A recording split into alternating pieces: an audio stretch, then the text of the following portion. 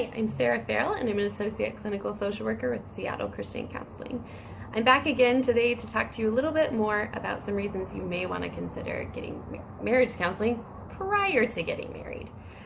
One of the reasons is you may have overlooked some things. There are things you're just naturally not going to know. And there are things, even if you've been married prior, that you may not know about your future spouse.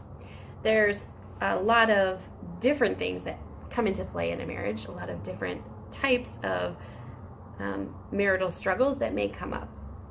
In marriage counseling, some of those can be sort of headed off a little bit by a focus on some different specific topics.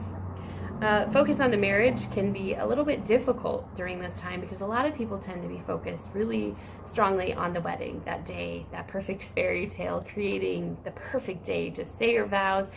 And while that's important and it's fun for a lot of people, it's also important to spend some time focusing on the future health of your marriage and making that investment now prior to tying the knot. Communication styles in your marriage are one thing that are really important to begin to discuss. Understanding how you deal with frustration, how you deal with anger, how you bring up topics that are difficult to talk about. Knowing all of those things about yourself and about your spouse are really crucial in beginning to create a marriage where communication can thrive and where you can better understand each other. There are some important topics that will be covered in premarital counseling. These can include family structure. How many kids do you want? Who's the boss? Who wears the pants in the relationship? What do you want that to look like? A lot of that is important to know ahead of time because it can alter sort of how your marriage begins and how your marriage continues.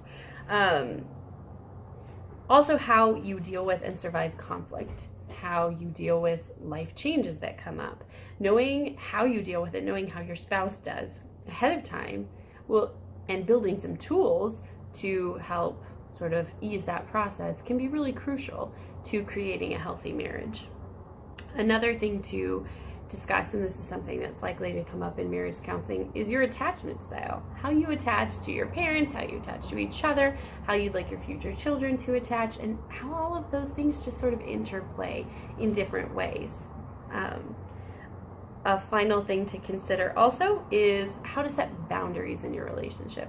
Even a marriage requires some boundaries, and those are important to know ahead of time. Your expectations of your marriage and your future spouse are really important to know ahead of time.